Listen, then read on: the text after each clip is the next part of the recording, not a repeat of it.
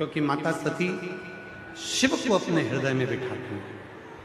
और शिव महापुराण की कथा कहती है, जिसके हृदय में शिव बसते हैं, जिसके दिल में शिव बसते हैं, जिसका मन पवित्र होता है, जिसके मन में कोई कपट, कोई छल, कोई प्रपंच, कोई बेईमानी नहीं होती है, भगवान शंकर उसको पहले ही अपने मन में आने वाले समय का भान कराते रहते हैं, उसको भास कराते रहते हैं कि आने वाला समय कैसे।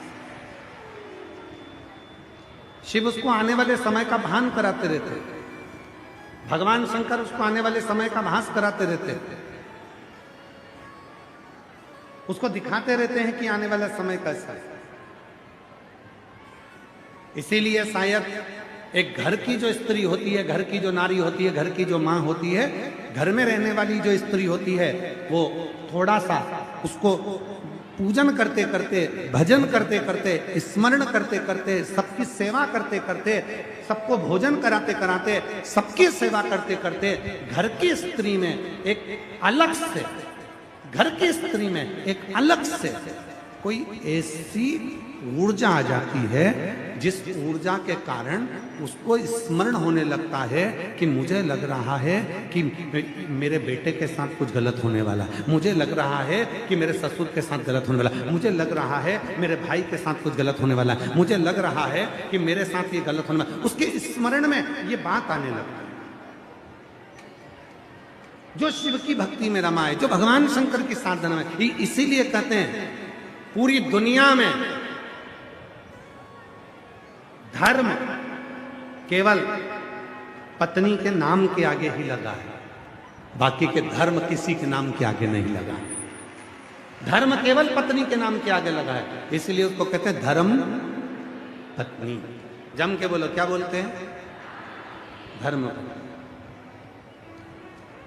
किसी साले के आगे धर्म लगा क्या? अरे बोलो तो जम के। अगर साले के आगे धर्म लिखते थे तो कहते धर्मशाला।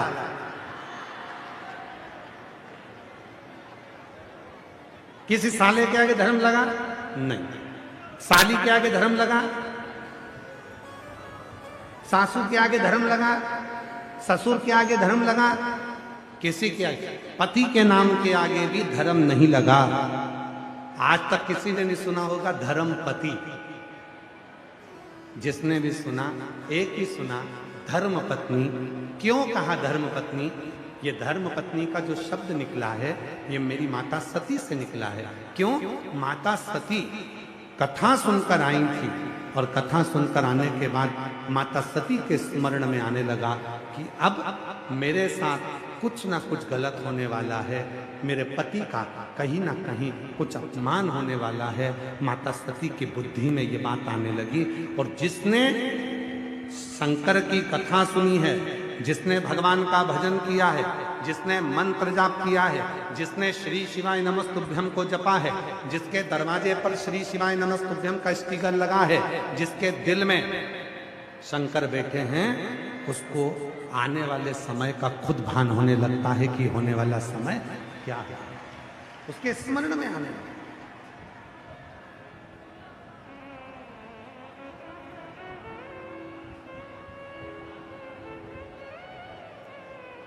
उसकी चित्तवृत्ति में आने लगता है। एक पत्र है, एक पत्र है, अच्छा है, देखिए।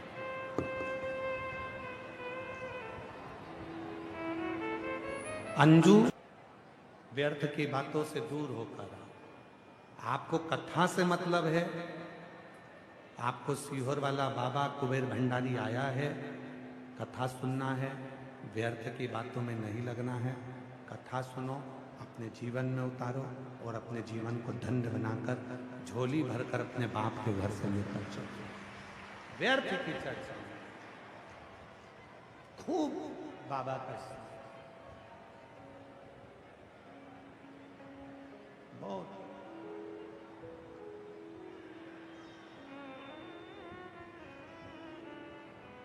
सती मैया बैठी है, सती माता को स्मरण होने लगा, जरूर मेरे साथ कुछ बुरा होने वाला। ये स्मरण घर की स्त्री को होता है।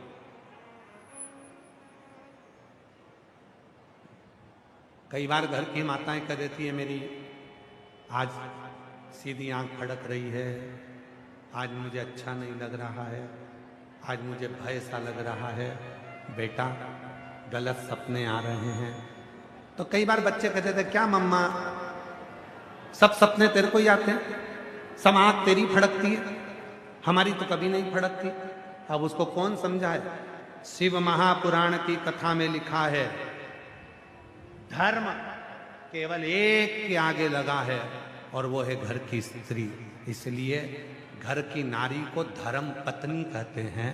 इसलिए कुछ भी घर में गलत होने वाला होता है या कुछ अच्छा होने वाला होता है तो घर की स्त्री को पहले स्मरण में आना प्रारंभ हो जाता है, क्योंकि वो धर्म पत्नी है।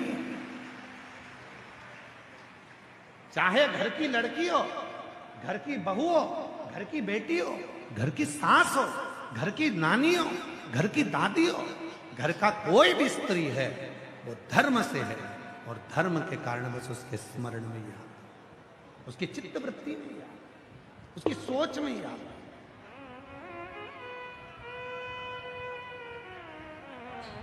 उसके विचारों में ही आता।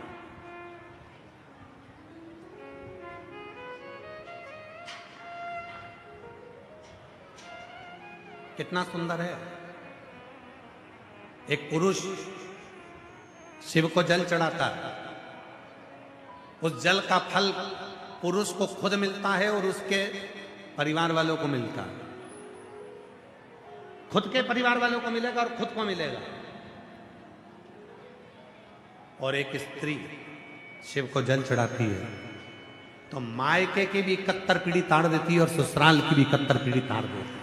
अंतर है, दोनों में अंतर है, पुरुष में और स्त्री में, दोनों में अंतर। सती मैया को भान होने लगा कुछ हो रहा है, कुछ हो रहा है।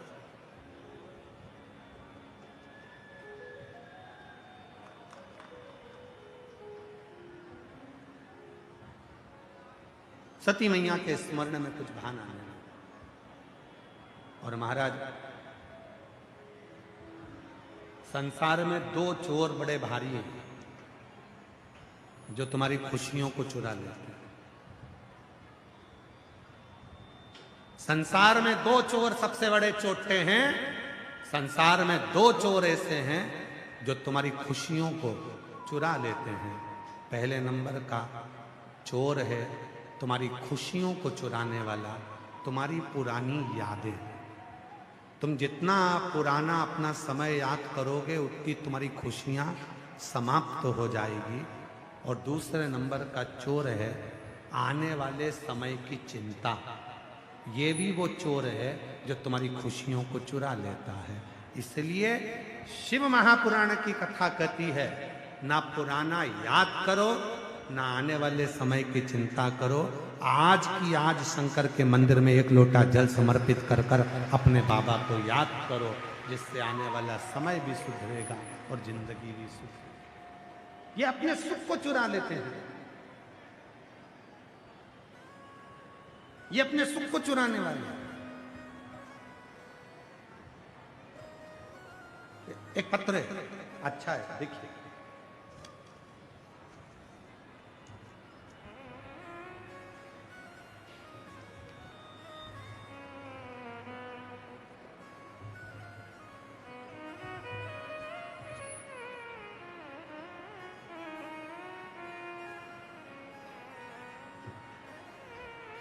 पार्वती मैया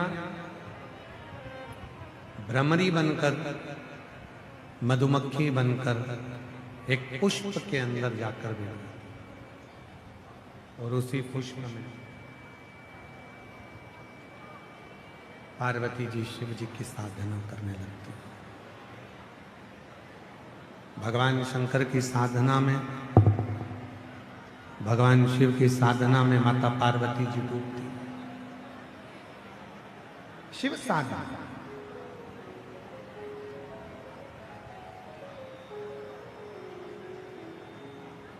पहले भी कहा, आज फिर कहते हैं, शिव को ढूंढने नहीं जाना, शिव स्वयं आए। बैठ गई माता पार्वती जी भंवरी बनकर, एक मधु का रूप लेकर, मधुमक्खी का रूप लेकर बैठ, और ऐसी भगवान भगवान शंकर की भक्ति में माता ऐसी डूबी कि भगवान शंकर को ढूंढने के लिए भगवान शंकर गला पकड़ रहा था। भगवान शंकर उनको ढूंढने के लिए स्वयं शिव स्वयं आए।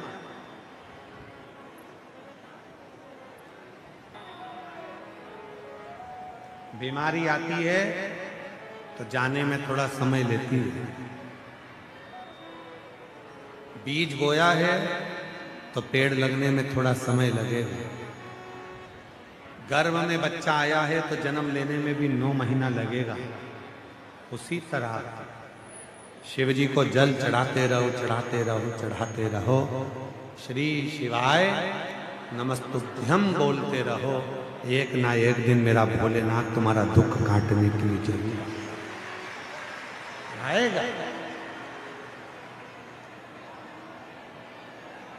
आए भगवान शिव, भगवान उगड़दानी, भगवान शंकर, त्रिकालदर्शी, कैलाशी, अविनाशी मेरे शिव पहुंचे। अब माता पार्वती जी तो एक पुष्प के अंदर बैठ गई थी और पुष्प भी बंद हो गया। शिव ढूंढ रहे हैं और फिर ऐसा समय आया कि भगवान शंकर भ्रमर बनकर शिव जी भ्रामरी देवी के सामने प्रकट।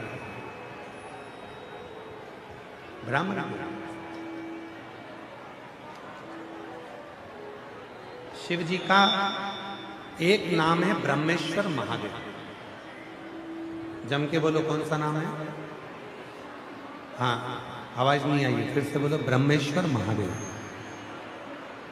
ब्रह्मेश्वर महादेव, फिर से बोलिए ब्रह्मेश्वर। शिव जी का एक नाम है ब्रह्मेश्वर महादेव।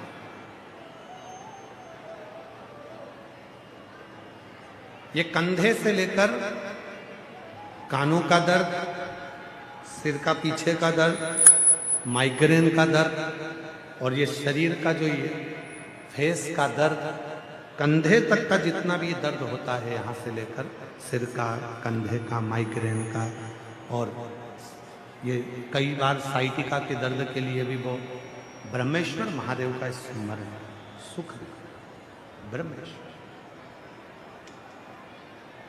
जब तुमको लगे कि मेरा शरीर, ये कंधे से लेकर ये सिर, पीछे का भाग, ये बहुत ज़्यादा दर्द कर रहा है, तकलीफ है, नेत्र खोलते नहीं बन रहा, आंखों में ना जाने चक्कर चक्कर सा लग रहा है, डॉक्टर को भी दिखाओ, दवाइयाँ भी लो, साथ में अपने ही घर में जो भी शिवलिंग है, घर के अंदर हो या मंदिर में हो, कोई भी शिवलिंग हो, वहाँ केवल शहद की 7 बूंद शिवलिंग के ऊपर समर्पित करो। केवल 7 बूंद शहद की समर्पित करो और 7 दुर्वा शिव जी को समर्पित करो।